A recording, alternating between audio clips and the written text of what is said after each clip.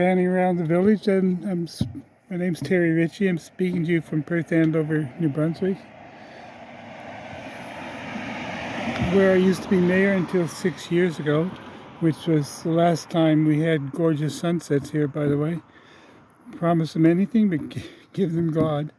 Speaking of which, my father was born near here, where I was born, was a fireman who was injured badly in a fire when I was 3 years old and was killed 7 years later by his own family, not the one he created, but the one he came from. But I'm speaking normally for my father who died on the cross, or sometimes for his father also. But today I'm only speaking for myself. Today is August the 21st. In 10 days, it will be the 25th anniversary of a vicious attack on our family that took place in another country. And when my father gave me 4 tasks to carry out, only one of which I did because it was immediate, it was urgent.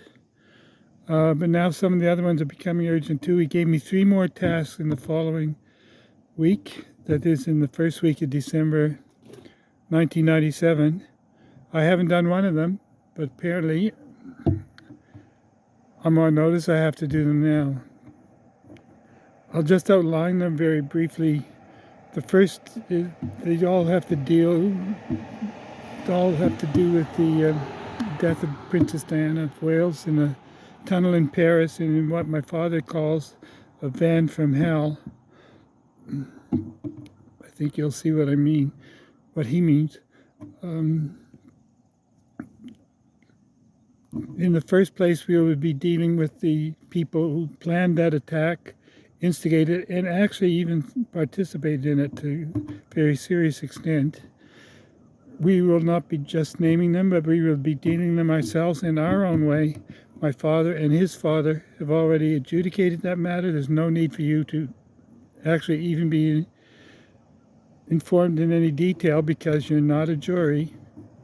This isn't up for appeal, further adjudication. It's been judged by the highest judges that could possibly be, and we're putting an end to that by naming them. Finally, when I do my job, it'll be this time, probably within a week. The second job is actually a little more dangerous for me anyway, but it'll be mainly up to you. I'll be showing you with an artist's help, I'll be showing you the face of the killer who got into the car with her, straddled her legs,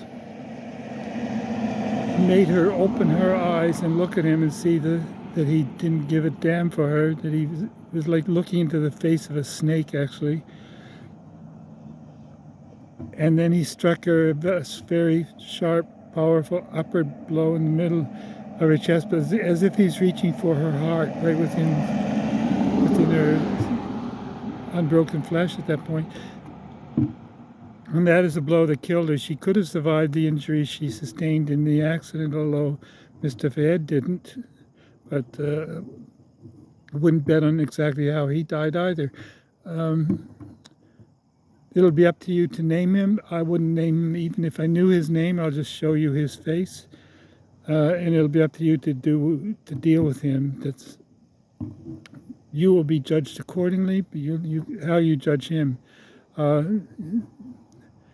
You shouldn't be too lenient, but on the other hand, you shouldn't knot the rope right away either.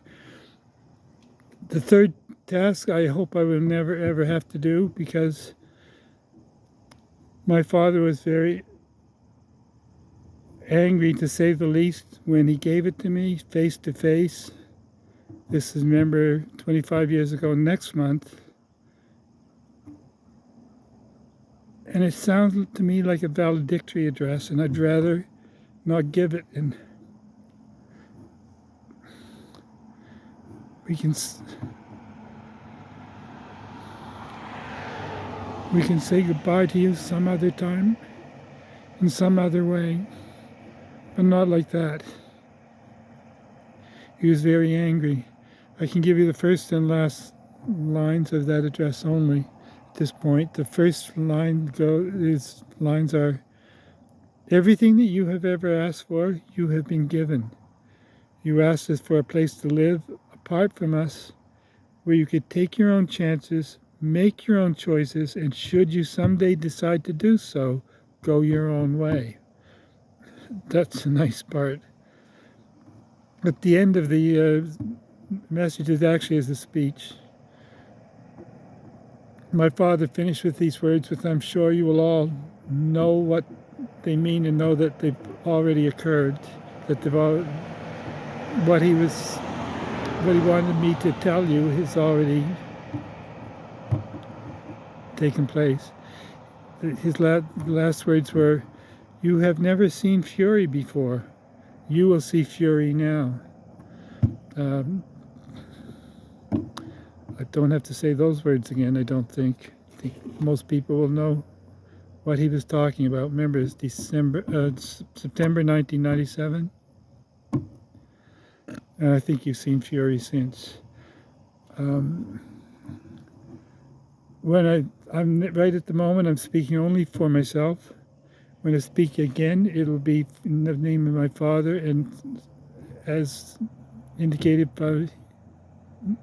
from his father, for his father too.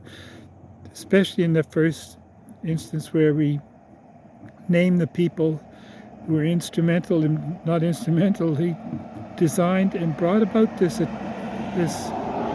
evil attack, which is not only attack on an individual, on a lovely individual, an attack on a defenseless individual, an attack on our family, an attack on, above all else, the whole attack, which did not end in Paris. The whole attack represented a total attack on the covenant between us, the rupturing of that covenant, which now lies torn in half. Like your Twin Towers, or like the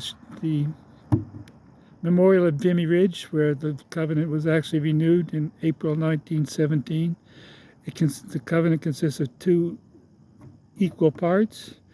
I can explain that later, but I think that's all for now. It's a beautiful morning. I hope you'll have a nice day, and don't look forward at all to what I have to do next, but I have to do it. I put it off for 25 years, and even though it's 25 years ago, one of the first tasks that I have to carry out, as you will see, is become a matter of some urgency again. God bless you. May God be with you and guide you in these things as in all other things, but He will not otherwise intervene. This is my Father's world.